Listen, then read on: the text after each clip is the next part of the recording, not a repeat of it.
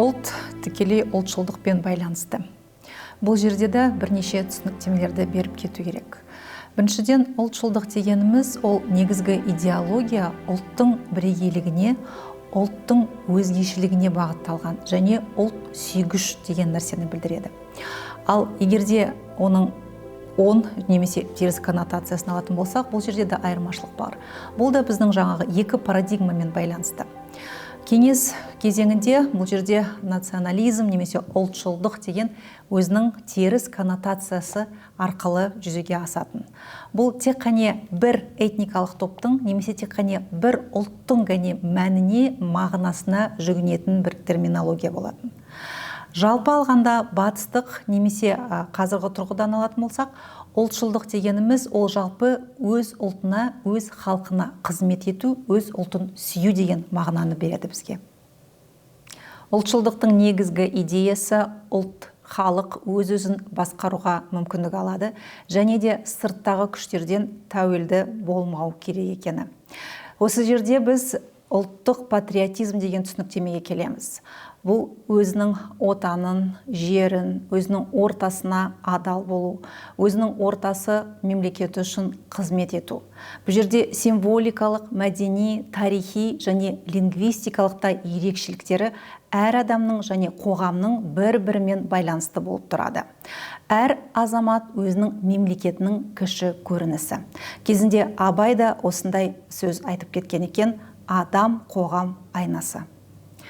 Әрине, өз ұлтын сүю, өз ұлтына қызмет ету, оның нақты бір көріністері бар және де бірнеше формаларын айтуға болады. Бұл жерде қайтадан біз негативті және позитивті коннотациясына ораламыз.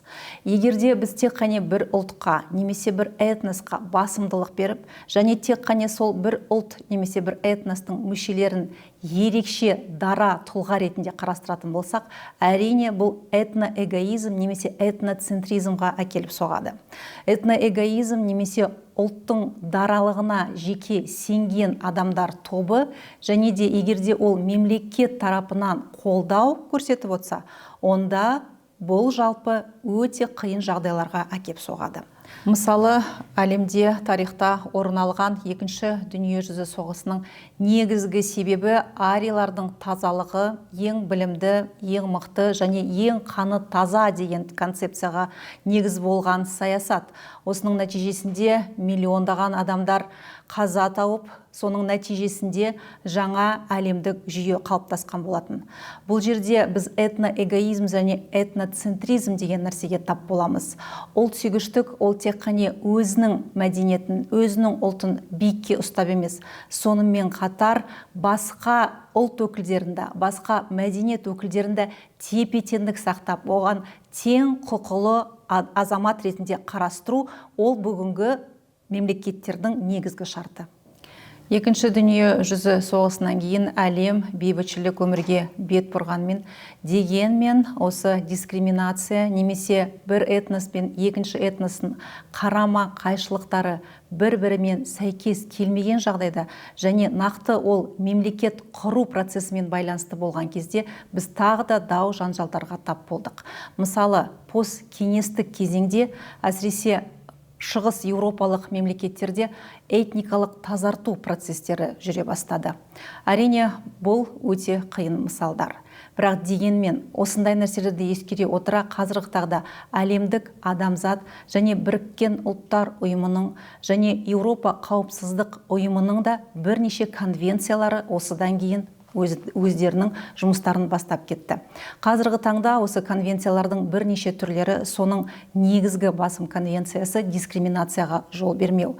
Біріншіден, расизм, этноцентризм, сонымен қатар тілдік немесе этникалық азшылықтар тұрған жерлерде олардың басым этникалық бөлім немесе басым мәдени бөлім оларға басымдылық көрсетпеу үшін бірнеше шарттарға қол қойылған болатын. Ал ұлтшылдықтың керісінше жағымды жағын алатын болсақ, бұл жерде әлемдегі тарихта мысалдарды көп. Әр азамат өзінің еліне қызмет еткен, әсіресе біз ұлы тұлғаларды мысалға алатын болсақ, соның ішінде қазіргі саясаткерлердің қатарында мысалы Ли Куан Ю осындай есімге ие болып отыр. Өйткені ұлтты ұйыстыру үшін, және де егерде Сингапурды мысалға алатын болсақ, бұл жерде де негізгі 4 этникалық азшылық өмір сүрген, бастапқы экономикалық жағдайы төмен болған, бірақ мемлекеттік саясат және Ли Куан Юның өзінің негізгі қағидаттарына сәйкес тепе-тең мемлекет және жоғары дамыған технологияларға негізделген экономикалардың бірі болып келді. Ұлтшылдықтың позитивті коннотациясы әр азаматтың өзінің құндылық жүйесімен және белсенділігімен тығыз байланысты. Бұл жерде азаматтар тең құқылы, сонымен қатар өзінің интеллектуалды, ментальды, мәдени, тарихи барлық әлеуетін ұлттың бірлігімен, ұлттың егемендігіне жұмсауға мүмкіндігі бар. Әрине, әр мемлекеттер және әр ұлттар бір-бірімен тең болмайды. Оны да біз түсінуіміз керек. Бірақ дегенмен, егерде осы көштің қатарына қосылайық десек, ұлтшылдықтың позитивті коннотациясын ұстануымыз керек. Бұл жерде біз әрине жастар саясатында да жас өспірімді тәрбиелеу маңыздылығын ерекше айтып өтеміз. Бірақ тағы бір айтып өтетін нәрсе, бұл жерде біз мәдени және тарихи мұрагерлік деген нәрсені де түсінуіміз керек. Егерде ұлт боламыз десек, өткен тарихымызды зерделей, оның тек қана жағымды емес, сонымен да жағымсыз жақтарына да баға беріп, оны дұрыс түсініп, болашақта сондай қателіктерге немесе тегеурендерге жол бермек десек, онда біз ұлттық саясатты ерекше қадағалап, ерекше іске асыруымыз керек. Бенедикт Андерсон ұлтшылдық дәуірінің соңын әлі біз көрмейміз деген тұжырымдама айтқан болатын. Өйткені қазіргі саяси өмірде ұлт болу ең жоғары құндылық. Сонымен қатар бұл жерде эмоционалды және когнитивті легитимдік нәрсе пайда болады. Осы ойды дамыта отырып Бернард Як мұрагерлік, мәдени мұрагерлік деген ұғымды ұсынады.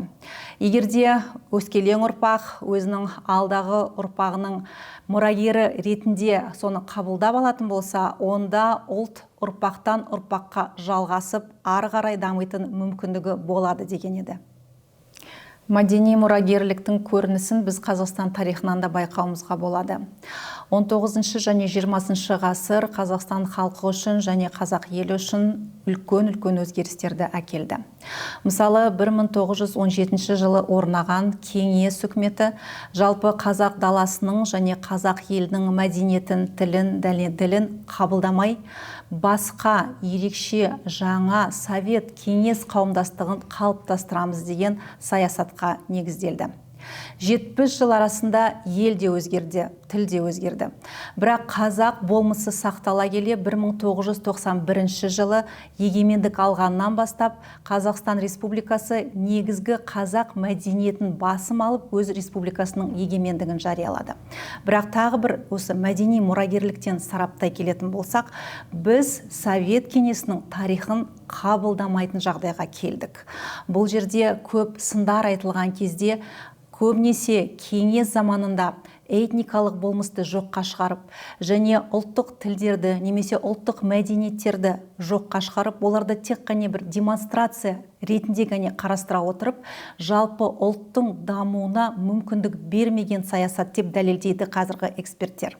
Ал егерде біз осы ұлттық болмыс тұрғысынан алатын болсақ, әрине бұл қазіргі ұлттық сана сезімге, ұлттық рухқа, сонымен қатар ұлттық идеяға да көптеген өзінің әсерін береді.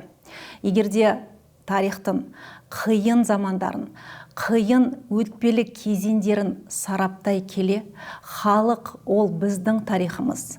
Бұл кезеңдерден біз өттік және сәтті өттік, немесе сәтсіз өттік деген тұжырымдама шығарған кезде, біз келесі ұрпаққа өзіміздің тұтастай егемендігімізді, тұтастай ұлтымызды ары қарай табыстауға мүмкіндігіміз болады.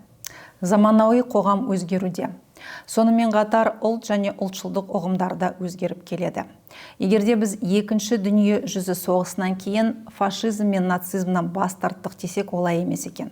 Қазіргі таңда неонацизм, неофашизм деген қозғалыстар тағы да басын көтеруде. Оған әлеуметтік сұраныс бар деп айтуға болады. Қоғам күрделене келе жатыр. әлемдік деңгейде экономикалық немесе әлеуметтік теңсіздік, жоғарғы экономикалық дифференциация, ең бай таптар және ең кедей таптардың ара қашықтығы өте жоғары. Осымен байланысты басқа да саяси идеологиялар сұранысқа ие болып жатыр.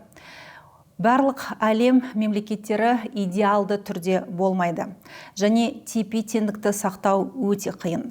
Бірақ дегенмен халықаралық ұйымдардың тарапынан, мемлекеттердің тарапынан және жеке тұлғалардың, жеке адамдардың тарапынан бейбітшілік өмірге деген сұраныс үлкен. Ұлт пен ұлтшылдық екеуінің ара қатынастары өте тығыз. Арасында қызмет жатыр, білім жатыр, экономика, мәдениет. Осының бәрін еске ала отырсақ, жалпы мемлекеттің қызметі де, жеке адамның де қызметі бір-бірімен сәйкес болу керек. Ұлт пен ұлтшылдық тығыз байланысқан ұғымдар. Оның негізінде ұлттық патриотизм жатады. Бірақ ұлттық патриотизм дегеніміз ол мемлекеттің анық, ашық, айқын және әділ заңдылығына, мәдени ережелеріне, этикалық нормаларына негізделген болу керек. Қазіргі таңда адамзат қайтадан жаңа формулады іздестіруде. Бұл жерде адами құндылықтар ең басты назарға алынады. Сондықтан ұлтшылдық дегеніміз адами құндылықтарға негізделеді.